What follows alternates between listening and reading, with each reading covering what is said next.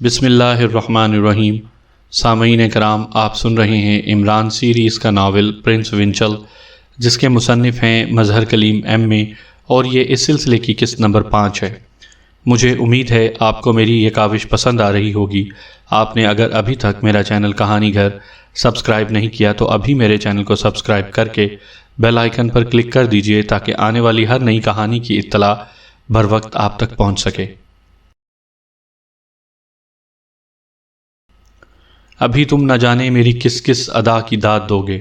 بہرحال میں نے ہر قیمت پر یہ ثابت کرنا ہے کہ احمق اعظم کا خطاب تمہارے بجائے میں زیادہ حقدار ہوں۔ عمران نے بڑے اطمینان بھرے لہجے میں جواب دیا تھا۔ خوب، بہت خوب۔ بہرحال اب آ ہی گئے ہو تو تمہاری خاطر تواضع کرنا میرا فرض بن چکا ہے۔ پرنس ونچل نے اپنے سر کو مخصوص انداز میں سر جھٹکتے ہوئے کہا۔ اس کے سر جھٹکتے ہی عمران کے پیچھے کھڑے ہوئے سٹین گن بردار آگے بڑھے اور پھر انہوں نے سٹین گنوں کی نالیں عمران کی پشت سے لگا دیں۔ اسے مہمانوں کے خصوصی کمرے میں لے جاؤ اور جتنی جلدی ہو سکے خاطر تواضع کرو۔ یہ ہمارا مہمان ہے، بس اس کا خیال رکھنا، یہ ذرا شرارتی قسم کا مہمان ہے۔ پرنس ونچل نے اپنے آدمیوں کو آنکھ مارتے ہوئے کہا۔ آپ بے فکر رہیں باس، ہم اس کی اتنی اچھی خاطر تواضع کریں گے کہ یہ آپ سے شکایت نہیں کر سکیں گے۔ ان میں سے ایک آدمی نے جواب دیا۔ چلیے جناب، اس آدمی نے سٹین گن کی نال سے عمران کو دھکا دیتے ہوئے کہا۔ پرنس ونچل، اگر اپنے ابا جان سے آپ کی بات چیت ہو تو میرا سلام دے دینا، وہ بیچارے میرا بڑا خیال رکھتے ہیں، ابھی میرے متعلق تمہیں خصوصی ہدایات دے رہے تھے۔ عمران نے بڑے اطمینان سے قدم آگے بڑھاتے ہوئے بڑے طنزیہ لہجے میں کہا۔ پرنس ونچل نے جواب دینے کے بجائے دانت بھینچ لیے اور عمران بڑے اطمینان سے چلتا ہوا دروازے کی طرف بڑھ گیا۔ گھڑی کا ونڈ بٹن وہ کافی پہلے کھینچ چکا تھا۔ دروازے پر موجود پہرے دار ان کے قریب پہنچتے ہی ایک طرف ہٹ گئے اور عمران شاہانہ انداز میں چلتا ہوا ان کے قریب پہنچ گیا۔ سامنے ایک مختصر سی راہداری تھی جو دائیں طرف مڑ گئی تھی۔ عمران نے راہداری میں آتے ہی اپنے قدم تیز کر دیے۔ راہداری کو دیکھ کر اس کا ریڈی میڈ ذہن ایک منصوبے تک پہنچ چکا تھا، اور پھر جیسے ہی وہ موڑ کے قریب آیا اس نے تیزی سے موڑ کاٹا اور رک گیا۔ اس کے پیچھے آنے والے بھی بھاگ کر آگے بڑھے اور سب سے پہلے آنے والے دو آدمی عمران کی زد میں آ گئے۔ عمران نے بڑی پھرتی سے ایک سٹین گن کی گن پر ہاتھ ڈالا اور دوسرے کے پیٹ میں بھرپور لات ماری۔ سٹین گن اس کے ہاتھ میں آ چکی تھی۔ اسی لمحے 4 آدمی اور بھی سامنے آ گئے اور عمران نے یکدم نیچے بیٹھتے ہوئے سٹین گن کا فائر کھول دیا اور وہ چاروں گولیوں کی بارش میں اچھل کر پشت کے بل نیچے گرے۔ اسی لمحے عمران کی سٹین گن گھومی اور باقی 2 بھی اپنے انجام کو پہنچ گئے۔ یہ سب کچھ اتنی تیز پھرتی سے ہوا کہ ان میں سے کسی کو جوابی حملہ کرنے کی مہلت ہی نہ مل سکی۔ عمران ان کو ختم کرتے ہی تیزی سے واپس پرنس ونچل کے کمرے کی طرف بڑھا۔ ابھی اس نے چند ہی قدم اٹھائے ہوں گے کہ اچانک کمرے کا دروازہ غائب ہو گیا۔ اب وہاں دروازے کے بجائے سپاٹ دیوار تھی۔ عمران پھرتی سے پیچھے مڑا، مگر وہاں بھی اب موڑ سے پہلے ٹھوس دیوار نے اس کا راستہ روک لیا تھا اور عمران اس سنگین قید میں پھنس کر رہ گیا تھا۔ اس کے چاروں طرف دیواریں ہی دیواریں تھیں، بے رحم اور ٹھوس دیواریں۔ ہا ہا ہا پرنس، آخر تم اپنے انجام کو پہنچ ہی گئے۔ ابھی چند لمحوں بعد تمہارا جسم شہد کی مکھیوں کا چھتا بن جائے گا۔ پرنس ونچل کے خوفناک کہکہوں سے راہداری گونج اٹھی۔ عمران نے اسے جواب دینے کے بجائے ایک بار پھر راہداری میں نظریں گھمائیں۔ وہ اپنے بچاؤ کا کوئی راستہ ڈھونڈنا چاہتا تھا، مگر اس کی نظریں سنگی دیواروں سے ٹکرا کر پلٹ آئیں۔ اچھا علی عمران المعروف prince of Dhamma, bye bye. اب ہماری تمہاری ملاقات قیامت کو ہوگی، باقی بات چیت وہیں ہوگی۔ پرنس ونچل کی آواز سنائی دی۔ اوکے بائے بائے، میں خود اس دنیا سے تنگ آ چکا ہوں، کم از کم جنت میں حوریں تو ملیں گی۔ عمران نے بھی جواب میں ہنستے ہوئے کہا۔ حوریں تو میں تمہاری لاش پر بھیج دوں گا، بے فکر رہو۔ پرنس ونچل کا جواب سنائی دیا۔ اگر ایسی بات ہے تو میں مرنے کے لیے واقعی سنجیدہ ہو جاتا ہوں، مگر خیال رکھنا کہیں تم اپنا وعدہ وفا نہ کرو اور مجھے دوبارہ اس بے وفا دنیا میں آنا پڑے۔ عمران نے جواب دیا۔ اس دوران وہ آہستہ آہستہ کھسکتا ہوا عین اس جگہ پہنچ گیا جہاں پہلے دروازہ تھا۔ اس کا خیال تھا کہ چونکہ یہ جگہ میکینزم سے پر کی گئی ہے، اس لیے ظاہر ہے کہ یہاں سے فائرنگ نہیں کی جا سکتی۔ بے فکر رہو، بائے بائے۔ الوداع۔ پرنس ونچل کی آواز سنائی دی اور پھر خاموشی ہو گئی۔ عمران دیوار سے لگا خاموشی سے آنے والی موت کا انتظار کرنے لگا۔ چند لمحوں بعد گھمبیر سکوت کے بعد اچانک راہداری پر گھرر گھرر کی آوازیں سنائی دیں اور پھر چھت پر بے شمار خانے کھلتے چلے گئے۔ ہر خانے میں سے اسٹین گن کی نال کا سرا باہر نکل آیا تھا۔ عمران نے ایک لمحے کے 1000ویں حصے میں صورتحال کا اندازہ لگا لیا تھا۔ گو وہ آخری لمحے تک اپنی جان بچانے کا فیصلہ کر چکا تھا، مگر جس انداز میں مجرموں نے اسے گھیرا تھا اس لحاظ سے اسے اپنے ارادے میں کامیابی بہت مشکل نظر آ رہی تھی۔ وہ سوچ رہا تھا کہ اگر یہ اسٹین گنیں چاروں طرف گھومتی فائر کریں تو پھر اس کا بچنا ناممکن ہے، کیونکہ اس طرح راہداری کا چپا چپا ان کی زد میں آ جائے گا۔ صرف اس صورت میں بچاؤ کی امید ہے کہ اسٹین گنیں سرکل میں نہ گھومیں، مگر دوسرے لمحے اس کا خیال غلط ثابت ہوا۔ چھت سے جھانکتی ہوئی مشین گنوں کی نالیوں نے بڑی تیزی سے ایک دائرے میں حرکت کی اور اس سے پہلے کہ عمران کچھ اور سوچتا، مشین گنوں نے بے تحاشا گولیاں اگلنی شروع کر دیں۔ پوری راہداری میں گولیوں کی بارش سی ہو گئی، ایک ایک انچ پر گولیوں کی بوچھاڑ ہو رہی تھی۔ اس صورت میں ظاہر ہے کہ عمران بیچارے کو کلمہ پڑھنے کی فرصت بھی کہاں مل سکتی تھی۔ صفدر، کیپٹن شکیل اور تنویر ایکس-2 کے حکم کے مطابق دانش منزل سے نکلنے والے پرنس ونچل کا بڑی ہوشیاری سے تعاقب کرتے ہوئے کنگز کالونی کی اس کوٹھی تک پہنچ گئے جس میں پرنس ونچل داخل ہوا تھا۔ چونکہ انہیں ایکس-2 نے صرف باہر سے نگرانی کرنے کا حکم دیا تھا، اس لیے وہ کوٹھی کے ارد گرد پھیل کر کھڑے ہو گئے تھے۔ گیٹ کی طرف صفدر تھا، اس کی دائیں سائڈ پر شکیل اور عقب میں تنویر نے جگہ سنبھال لی۔ ابھی انہیں وہاں کھڑے چند ہی لمحے ہوئے تھے کہ صفدر کی کلائی پر ضربیں لگنا شروع ہو گئیں۔ یس، صفدر نے گھڑی کا ونڈ بٹن کھینچتے ہوئے کہا۔ صفدر، میں تنویر بول رہا ہوں۔ ابھی عمران ایک ٹیکسی سے اتر کر کوٹھی کے عقب میں موجود گٹر لائن میں اتر گیا ہے۔ اس نے مجھے نہیں دیکھا، کیا خیال ہے اس کے پیچھے جایا جائے یا نہیں؟ تنویر کی آواز سنائی دی۔ عمران کوٹھی میں گیا ہے؟ ٹھیک ہے، جانے دو، ہمیں صرف باہر کی نگرانی کرنے کا حکم ملا ہے۔ ہاں، خیال رکھنا، اگر عمران کی کال آئے یا خطرے کا کوشن آئے تو ہمیں فوری طور پر مداخلت کرنی پڑے گی، صفدر نے جواب دیا اور پھر بٹن بند کر دیا۔ تقریباً آدھے گھنٹے بعد اچانک صفدر کی کلائی پر ایک بار پھر ضربیں لگنی شروع ہو گئیں۔ اس نے چونک کر گھڑی کو دیکھا تو گھڑی کے درمیان میں سرخ رنگ کا ایک نقطہ بڑی تیزی سے جل بجھ رہا تھا۔ صفدر تیزی سے آگے بڑھا اور پھر کوٹھی کی دائیں سمت سے ہوتا ہوا عقب میں آ گیا۔ وہ کیپٹن شکیل کو بھی ساتھ لیتا گیا۔ تنویر، عمران کس راستے سے اندر گیا ہے؟ صفدر نے تنویر سے پوچھا۔ گٹر کے راستے۔ کیوں، کیا بات ہے؟ تنویر نے پوچھا۔ عمران خطرے میں ہے، ہمیں فوراً اندر جانا چاہیے، صفدر نے جواب دیا اور پھر تیزی سے گٹر کے دہانے میں اترتا چلا گیا۔ اس کے پیچھے کیپٹن شکیل اور تنویر بھی اتر گئے اور وہ تینوں برق رفتاری سے آگے بڑھتے ہوئے گٹر کے دوسرے دہانے کے قریب پہنچ گئے۔ پھر سب سے پہلے صفدر باہر نکلا اور اس کے پیچھے کیپٹن شکیل اور تنویر بھی آ گئے۔ صفدر نے ادھر ادھر دیکھا اور پھر اس کی نظر سامنے کھلی ہوئی کھڑکی پر پڑی اور وہ اس کی طرف لپکا۔ اس نے سر اندر ڈال کر باتھ روم کا جائزہ لیا۔ دوسرے لمحے وہ اچھل کر کمرے میں داخل ہو چکا تھا۔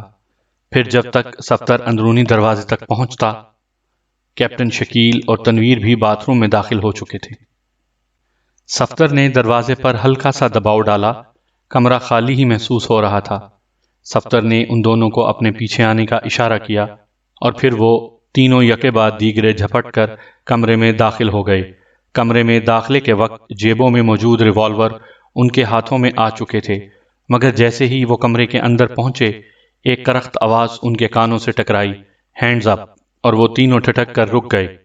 انہیں تقریباً 10 اسٹین گنوں سے مسلح آدمی گھیر چکے تھے۔ صفدر نے تنویر کی طرف دیکھا۔ تنویر کے چہرے سے محسوس ہو رہا تھا کہ وہ ریوالور پھینکنے کے بجائے اپنے جذباتی فطرت کے مطابق لڑنے پر آمادہ ہے، مگر صفدر جانتا تھا کہ 10 اسٹین گنوں کے مقابلے میں ان کے 3 ریوالور کچھ نہیں کر سکتے۔ اس لیے اس نے اپنا ریوالور نیچے پھینک کر اپنے ہاتھ اٹھا دیے۔ چنانچہ اس کی پیروی میں کیپٹن شکیل اور تنویر نے بھی ریوالور پھینک کر ہاتھ کھڑے کیے۔ ایک آدمی نے ان تینوں کے ریوالور سمیٹ لیے۔ اسی لمحے دروازے کا پردہ ہلا اور پرنس ونچل اندر داخل ہوا۔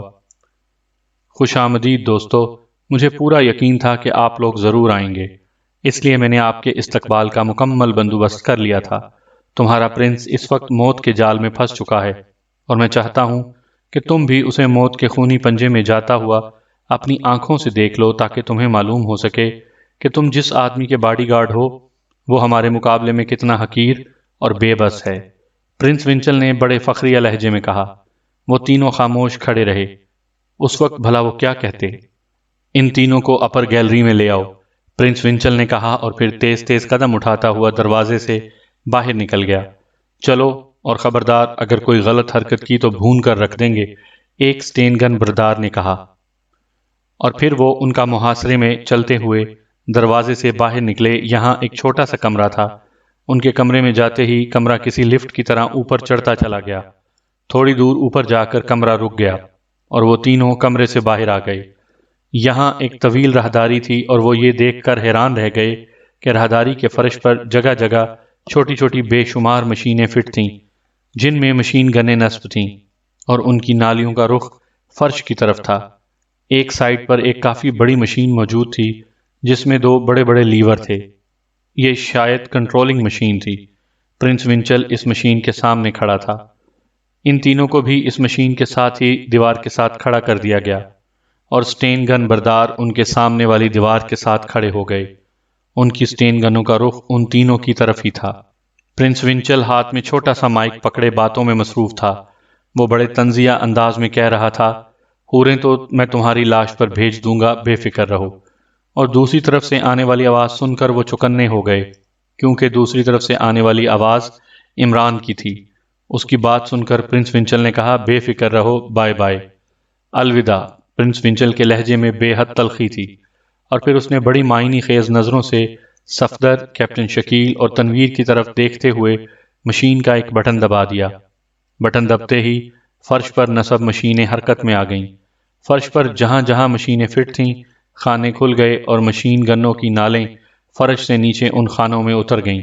صفدر، کیپٹن شکیل اور تنویر تینوں سمجھ گئے کہ پرنس ونچل عمران کے ساتھ کیا کرنا چاہتا ہے۔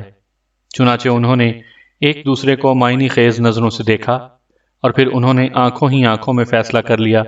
ظاہر ہے کہ وہ اپنے سامنے عمران کو موت کے منہ میں جاتا کیسے دیکھ سکتے تھے۔ پرنس ونچل نے اپنی انگلی سرخ رنگ کے ایک بٹن پر رکھی، اور پھر اس نے ایک نظر ان تینوں پر ڈالی۔ اس کی نظروں میں شدید ترین طنز تھا، جیسے وہ کہہ رہا ہو، اپنے پرنس کا حشر دیکھ لو۔ اور پھر جیسے ہی اس نے مشین کی طرف نظر گھمائی، اچانک وہ تینوں چیتے کی طرح اپنی جگہ سے اچھلے۔ صفدر نے پوری قوت سے پرنس ونچل کے پہلو میں اپنی لات ماری، اور پرنس ونچل اچھل کر 2 فٹ دور ایک مشین گن کے قریب جا گرا، مگر اس دوران اس کی انگلی سرخ رنگ کا بٹن دبا چکی تھی، اور گنے رکتے ہی فرش پر فٹ مشین گنوں نے ہولناک آواز سے گولیاں برسانی شروع کر دی تھیں۔ کیپٹن شکیل نے اچھل کر مشین پر لگے ہوئے دونوں لیور نیچے کر دیے، اور تنویر نے اس سے زیادہ رسک لیا، اور وہ ہائی جمپ لگا کر مشینوں کے اوپر سے اڑتا ہوا سامنے کھڑے سٹین گن برداروں میں سے 2 کے اوپر جا گرا۔ پھر اس سے پہلے کہ وہ اس غیر متوقع سچویشن کا اندازہ کر کے سنبھلتے، تنویر نے دونوں ہاتھوں اور پیروں کو برق کی سی تیزی سے استعمال کرتے ہوئے ان میں سے 4 کو فرش بوس کر دیا، اور پھر وہ ایک طرف پڑی ہوئی ایک سٹین گن کی طرف لپکا، مگر اس دوران ایک سٹین گن بردار نے اس پر فائر کھول دیا، مگر اسی لمحے صفدر نے اس سٹین گن بردار پر چھلانگ لگا دی، اور وہ اسے گھسیٹتا ہوا دیوار تک لے گیا۔ نتیجے میں اس کی سٹین گن نے گولیاں اگلی ضرور، مگر ان کا رخ اس کے اپنے ساتھیوں کی طرف ہی تھا، اور تنویر نے اس موقع سے بھرپور فائدہ اٹھایا اور اس کی سٹین گن نے باقی 2 آدمیوں پر گولیوں کی بارش کر دی۔ ادھر کیپٹن شکیل نے لیور نیچے کرنے کے فوراً بعد مشین کا وہ سرخ رنگ کا بٹن دوبارہ دبا دیا، اور مشین گنیں چلنی بند ہو گئیں۔ اس دوران پرنس ونچل تیزی سے اپنی جگہ سے اچھلا اور دروازے کی طرف بھاگنے لگا، مگر کیپٹن شکیل نے کسی درندے کی طرح اس پر چھلانگ لگا دی اور دروازے کے قریب ہی اسے چھاپ لیا۔ پرنس ونچل نے مڑ کر پوری قوت سے اپنی طرف آتے ہوئے کیپٹن شکیل کے پیٹ میں لات ماری، اور کیپٹن شکیل دوہرا ہو کر رہ گیا۔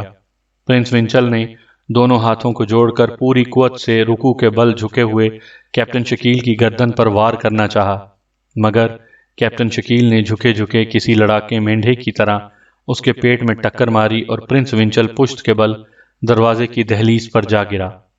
اس سے پہلے کہ کیپٹن شکیل اسے چھاپ لیتا، اچانک دروازے میں سے 3 مشین گن بردار ظاہر ہوئے، اور پھر ان میں سے ایک کی کڑکدار آواز سنائی دی، خبردار، جس حالت میں بھی ہو رک جاؤ۔ اور پھر پرنس ونچل بھی اچھل کر کھڑا ہو گیا۔ کیپٹن شکیل تو براہ راست ان کی زد میں تھا، اور صفدر اور تنویر بھی ان کی زد سے باہر نہیں تھے۔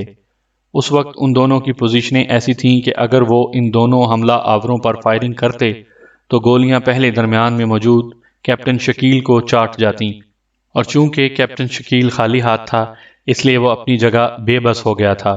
کیپٹن شکیل کی وجہ سے صفدر اور تنویر دونوں کو سٹین گنیں پھینک کر ہاتھ اٹھانے پڑے، اور سچویشن ایک بار پھر بدل گئی۔ بھون ڈالو، ان پر اتنی گولیاں برساؤ کہ ان کے جسم کیمے میں تبدیل ہو جائیں۔ پرنس ونچل نے غصے سے چیختے ہوئے مشین گن برداروں کو حکم دیا، اور مشین گن برداروں کی انگلیوں نے تیزی سے ٹریگروں پر حرکت کی، اور ان تینوں کی موت میں اب کوئی کسر باقی نہیں رہ گئی تھی۔ انگلیوں کا معمولی مزید دباؤ ان کے لیے موت کا پیغام ثابت ہو سکتا تھا، مگر اس سے پہلے کہ مشین گنیں گولیاں اگلتیں، اچانک وہ تینوں منہ کے بل فرش پر جا گرے، اور ان کے ہاتھ سے سٹین گنیں چھوٹ کر فرش پر لڑکتی چلی گئیں۔ کیپٹن شکیل نے برق کی سی تیزی سے ایک مشین گن چپٹ لی، اور اس نے اس کی نالی حیرت سے سن کھڑے پرنس ونچل کی چھاتی سے لگا دی۔ وہ تینوں نیچے گرتے ہی تیزی سے اچھلے، مگر ایک بار پھر لڑکھڑا کر نیچے جا گرے۔ خبردار، اب اگر اٹھنے کی کوشش کی تو ریڑھ کی ہڈی توڑ دوں گا، عمران نے کڑکتے ہوئے لہجے میں کہا، اور شاید یہ اس کے لہجے کا اثر تھا کہ ان تینوں میں سے کسی نے بھی دوبارہ اپنی جگہ سے حرکت کرنے کی کوشش نہ کی، اور صفدر اور تنویر نے دوبارہ سٹین گنیں سنبھال لیں۔ تم زندہ ہو؟ پرنس ونچل نے حیرت سے بھرپور لہجے میں عمران کی طرف مڑ کر کہا۔ اس کی آنکھیں حیرت کی شدت سے پھٹی ہوئی تھیں۔ ہاں پرنس ونچل، اچھی طرح دیکھ لو کہ میں زندہ ہوں۔ میں نے تمہیں کیا کہا تھا کہ ابھی نہ جانے تم میری کس کس ادا کی داد دو گے، عمران نے زہریلے لہجے میں کہا، اور پھر تنویر سے مخاطب ہو کر کہا، ان تینوں کو لاشوں میں تبدیل کر دو تنویر، یہ تمہارا شکار ہیں۔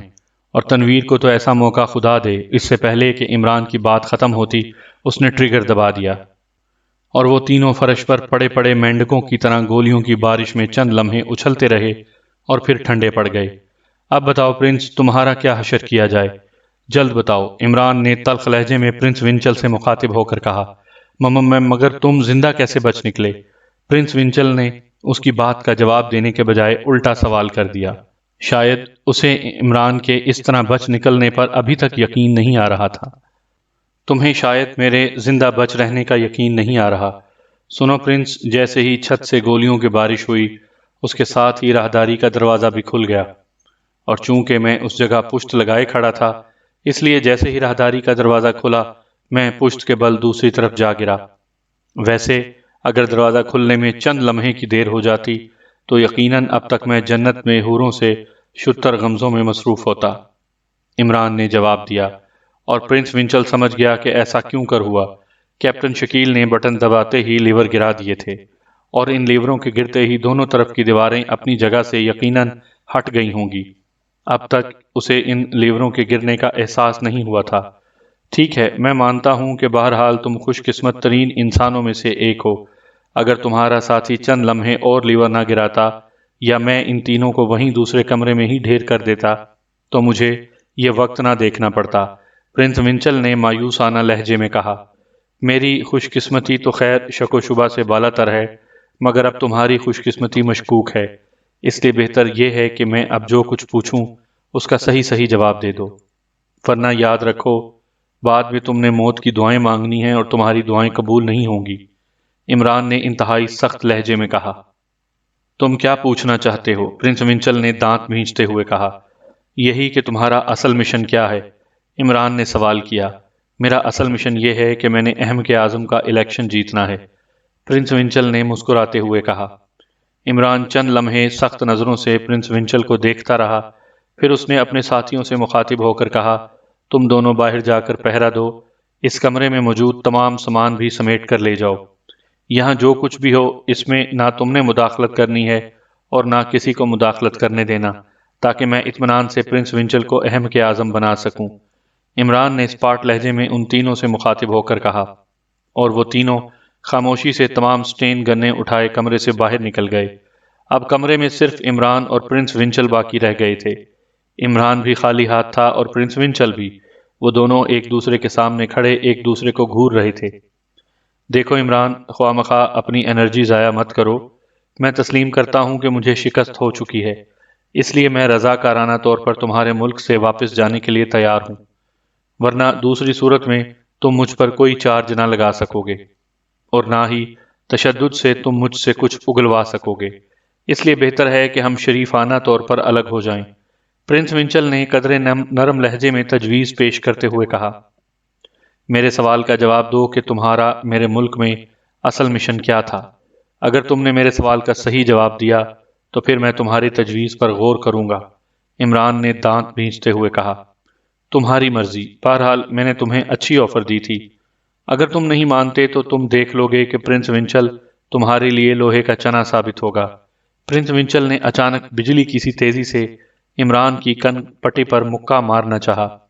عمران نے پھرتی سے اپنا سر نیچے کیا اور پوری قوت سے گھٹنا پرنس ونچل کے پیٹ میں مار دیا اور پرنس ونچل او غم کی آواز نکالتا ہوا فرش پر جا گرا۔ عمران پہلے ہی سے اس قسم کے حملے کے لیے تیار تھا، اس لیے اس کا یوں آسانی سے ڈاج میں آ جانا ناممکن تھا۔ فرش پر گرتے ہی پرنس ونچل یوں اچھل کر کھڑا ہو گیا جیسے اس کا جسم گوشت پوست کے بجائے سپرنگوں کا بنا ہوا ہو۔ اٹھتے ہی بجائے اس کے کہ وہ عمران پر حملہ کرتا، اس نے پوری قوت سے کنٹرولنگ مشین کی طرف چھلانگ لگائی۔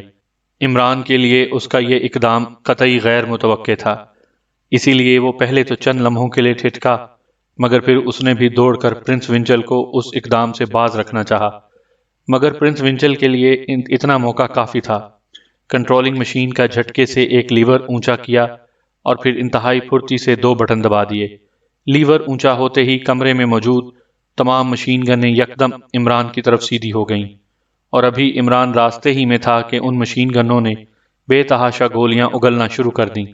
اگر عمران ایک لمحے کے لیے بھی چوک جاتا تو یقیناً اس کے جسم میں سینکڑوں سوراخ ہو جاتے۔ عمران نے خطرہ محسوس کرتے ہی آدھے راستے میں جمپ لگایا اور گولیاں اس کے جسم سے چند انچ نیچے گزرتی چلی گئیں۔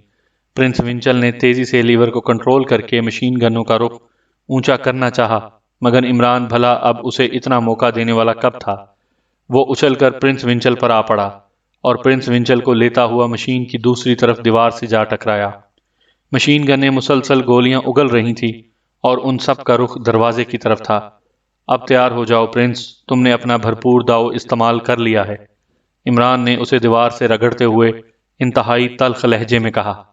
پرنس ونچل نے اس کے پیٹ میں گھٹنا مارنا چاہا، مگر عمران کی بھرپور ٹکر اس کی ناک پر پڑی اور پرنس ونچل کے منہ سے چیخ نکل گئی۔ اس کے ناک کی ہڈی ٹوٹ چکی تھی۔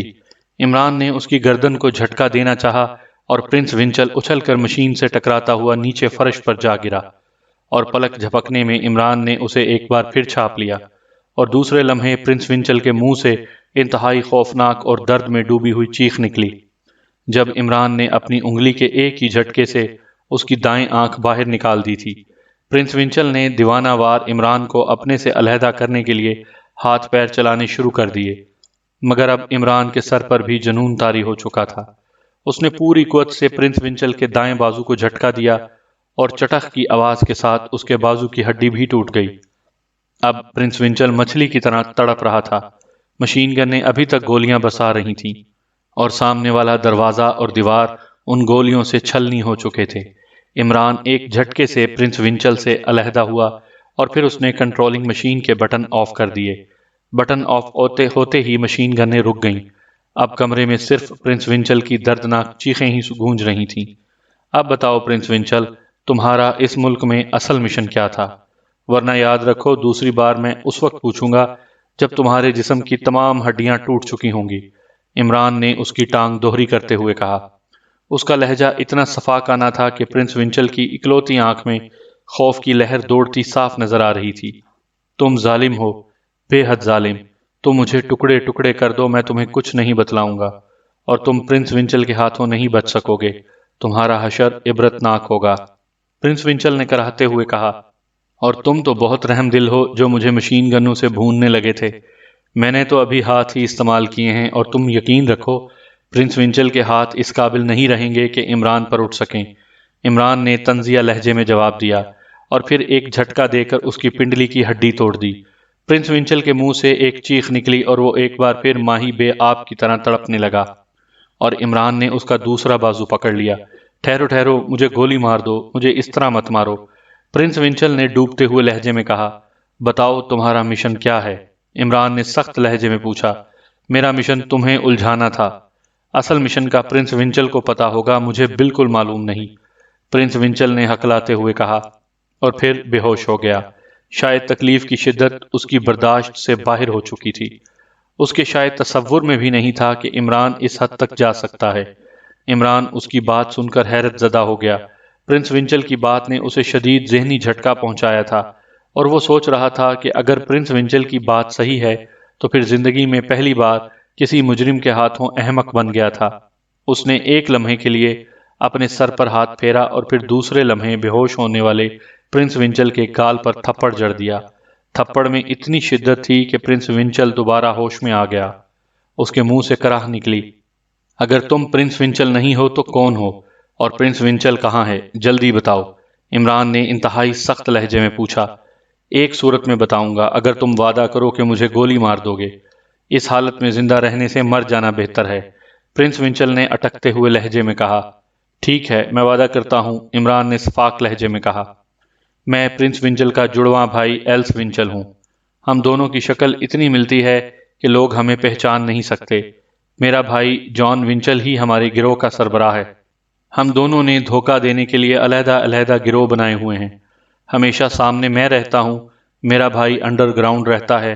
میں ملک کی سیکرٹ سروس کو الجھاتا ہوں اور میرا بھائی اصل پرنس ونچل اپنا مشن پورا کر لیتا ہے۔ اور سچ بات یہ ہے کہ مجھے یا میرے گروپ کو اصل مشن کا کوئی پتہ نہیں ہوتا، اور یہی پرنس کی کامیابی کا راز ہے۔ میرے گروپ کے ارکان مجھے ہی اصل پرنس ونچل سمجھتے ہیں اور میرے بھائی کو وائٹ فاکس کے کوڈ کے نام سے جانتے ہیں۔ بس یہ ہے اصل بات۔ اب تم اپنا وعدہ پورا کرو اور مجھے گولی مار دو، مگر یہ یقین رکھو کہ میرا بھائی تم سے اتنا خوفناک انتقام لے گا کہ تمہاری آئندہ نسلیں بھی تمہاری حالت کا تصور کر کے کپ کپاتی رہیں گی، پرنس ونچل نے آہستہ آہستہ بولتے ہوئے کہا۔ عمران اس کے لہجے سے ہی سمجھ گیا تھا کہ ایلس جو کچھ کہہ رہا ہے درست کہہ رہا ہے۔ ٹھیک ہے، میں اپنا وعدہ پورا کرتا ہوں، مگر مرنے سے پہلے اس بات کا یقین کر لو کہ میری آئندہ نسلیں اگر ہوتی تو کپ کپانے کے بجائے تم جیسے مجرموں کا سر توڑنے کا فریضہ انجام دیتی، عمران نے اسپاٹ لہجے میں کہا، اور پھر ایلس کو گردن سے پکڑ کر یوں اوپر اٹھا لیا جیسے کوئی بچہ کسی کھلونے کو اٹھاتا ہے، اور اسے لے جا کر اس نے دیوار کے قریب لٹا دیا اور خود واپس کنٹرولنگ مشین کی طرف بڑھایا۔ مجھ پر رحم کرو، مجھے مت مارو، مجھے مت مارو، اچانک پرنس ہذیانی انداز میں چیخ پڑا۔ موت کو سامنے دیکھ کر اچھے اچھوں کی سٹی گم ہو جاتی ہے۔ وعدہ بہرحال وعدہ ہے، عمران نے ٹھنڈے لہجے میں کہا، اور پھر لیور دبا کر اس نے مشین گنوں کا رخ ایلس کی طرف کیا اور دوسرے لمحے بٹن دبا دیا۔ مشین گنیں ایک بار پھر کہہ لگانے لگیں اور ایلس کا جسم گولیوں کی بارش میں پانی سے باہر موجود مچھلی کی طرح تڑپتا رہا، اور عمران نے بٹن اس وقت آف کیا جب ایلس کا جسم چھلنی ہو چکا تھا۔ اور پھر عمران خاموشی سے چلتا ہوا کمرے سے باہر آیا تو ایک طرف تنویر سٹین گن پکڑے بت بنا کھڑا تھا۔ عمران کے چہرے پر وحشت اور بربریت کچھ اس طرح مسلط تھی کہ تنویر اسے دیکھتے ہی لاشعوری طور پر اٹینشن ہو گیا۔ صفدر کہاں ہے تنویر؟ عمران نے سنجیدگی سے پوچھا۔ باہر موجود ہے، تنویر نے بے حد مؤدبانہ انداز میں جواب دیا، اور پھر عمران خاموشی سے باہر نکل گیا۔ ایک راہداری سے باہر آنے کے بعد صفدر اسے مل گیا۔ عمران صاحب، ہم پر بڑا نازک وقت گزرا ہے، آپ نے اندر آنے سے منع کر دیا تھا، صفدر نے بے حد سنجیدگی سے کہا۔ وقت ہے بھی نازک صفدر، اس بار ہمیں مجرموں نے جو چوٹ دی ہے وہ مدتوں یاد رہے گی۔ بہرحال میں جا رہا ہوں، تم پوری کوٹھی کی تلاشی لینا اور اگر کوئی کام کی چیز ہو تو سنبھال لینا، اور پھر اس کوٹھی کو بم سے تباہ کر دو تاکہ مجرم آئندہ اس سے فائدہ نہ اٹھا سکیں۔ باقی تفصیلات X2 کو بتلا دینا، عمران نے اسے ہدایت دیتے ہوئے کہا۔ تو کیا پرنس ونچل کے خاتمے کے باوجود مجرم موجود ہیں؟ صفدر نے حیرت سے پوچھا۔ ہاں صفدر، یہی تو چوٹ ہوئی ہے، اصل مجرم تو سامنے ہی نہیں آئے اور ہم خوامخواہ فضولیات کے پیچھے پڑے رہے۔ بہرحال دیکھا جائے گا، عمران نے جواب دیا اور پھر تیز تیز قدم اٹھاتا ہوا کمرے سے باہر نکل گیا۔ عمران کسی ہارے ہوئے جواری کی طرح کمرے میں داخل ہوا اور بلیک زیرو اس کی کیفیت دیکھ کر گھبرا گیا۔ اس نے آج تک عمران کو اس طرح شکست خوردہ نہیں دیکھا تھا۔ خیریت عمران صاحب، کیا ہوا؟ آج تو آپ بالکل پزمردہ دکھائی دے رہے ہیں۔ بلیک زیرو نے تشویش آمیز لہجے میں جواب دیا اور عمران کرسی پر گر سا گیا۔ کیا بتاؤں، کچھ سمجھ میں نہیں آ رہا۔ مجرموں نے مجھے اس بار خوب اچھی طرح بے وقوف بنایا ہے، اور اب جب کہ مجرموں کی چال کا مجھے پتہ چلا ہے تو میں اپنے آپ کو واقعی احمق اعظم محسوس کر رہا ہوں، عمران نے بے حد سنجیدہ لہجے میں کہا۔ سامعین کرام، آپ سن رہے تھے عمران سیریز کا ناول پرنس ونچل، اور یہ اس سلسلے کی قسط نمبر 5 تھی، اور اس کے مصنف ہیں مظہر کلیم ایم اے۔ مجھے امید ہے کہ آپ کو میری یہ کاوش پسند آ رہی ہوگی۔ آپ نے اگر ابھی تک میرا چینل کہانی گھر سبسکرائب نہیں کیا تو ابھی میرے چینل کو سبسکرائب کر کے بیل آئیکن پر کلک کر دیجئے تاکہ آنے والی ہر نئی کہانی کی اطلاع بر وقت آپ تک پہنچ سکے۔